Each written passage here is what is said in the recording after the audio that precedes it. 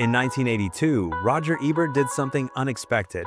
He praised an adult film, Café Flesh, a post-apocalyptic science fiction production that critics called better than it had to be. Set in a nuclear wasteland where survivors can't experience physical touch, this wasn't typical adult entertainment. It was dystopian cinema that happened to be explicit, and it became one of the Golden Age's most legendary cult classics. This is the untold story of how Café Flesh was made. The script came from Jerry Stahl, who later wrote for major Hollywood shows. In 1982, he pitched an audacious concept. 99% of humanity survives nuclear war but becomes sex negatives, unable to experience intimacy without violent illness. The remaining 1%, sex positives, are forced to perform in nightclubs for the tormented masses.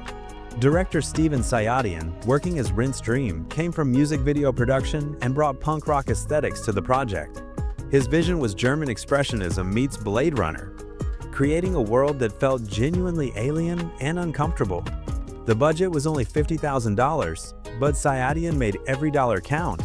He wanted theatrical staging, new wave visuals, and dystopian atmosphere that mainstream science fiction films were spending millions to achieve.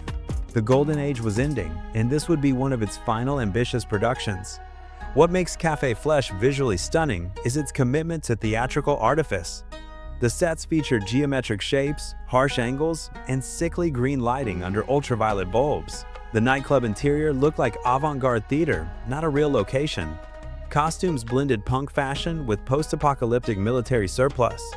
Characters wore bizarre performance outfits, a rat woman costume, a man dressed as a giant baby, geometric bodysuits.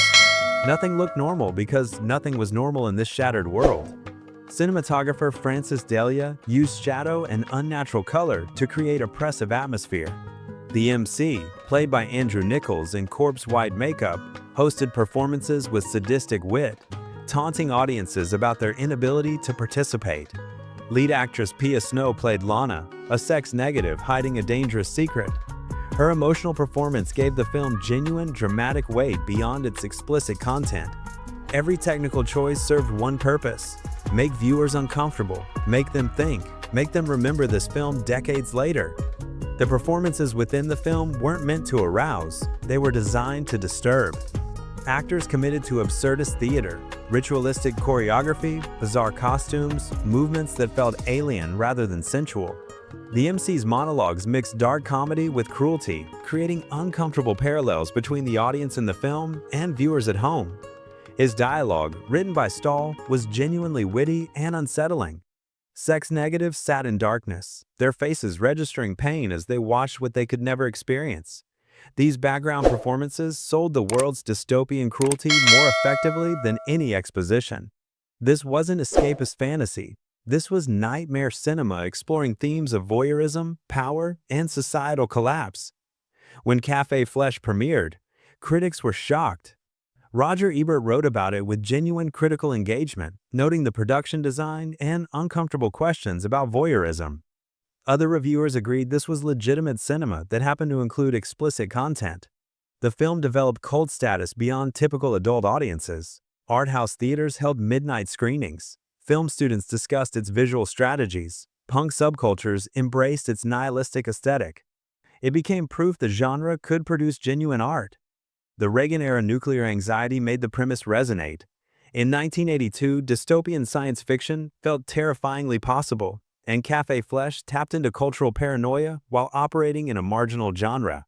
Financially, the film played in theaters throughout the 80s, far longer than typical releases.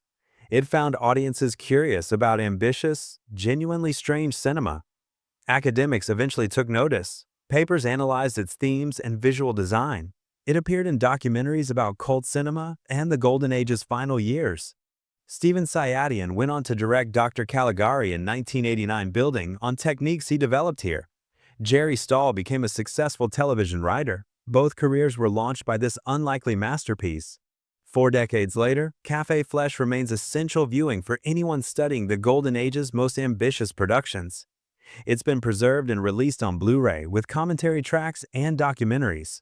Film schools screen it as an example of auteur filmmaking within commercial constraints. The production design influenced music videos and experimental theater. The commitment to dystopian world-building set standards for science fiction, regardless of genre. Café Flesh proved that creativity could emerge anywhere, even in an industry racing toward commodification. It was theatrical when everything became formulaic, strange when everything became predictable, genuinely challenging when most productions settled for easy satisfaction. The film endures because it never compromises its vision. Café Flesh stands as proof that Golden Age filmmakers could create dystopian science fiction that critics praised and audiences remembered decades later. Steven Sayadian and Jerry Stahl made art from exploitation, creating one of cult cinema's strangest and most enduring artifacts. Not many films from 1982 are still being discussed today. Café Flesh earned that immortality. Thanks for watching. Subscribe for more incredible Golden Age stories and hit the bell for notifications. See you next time.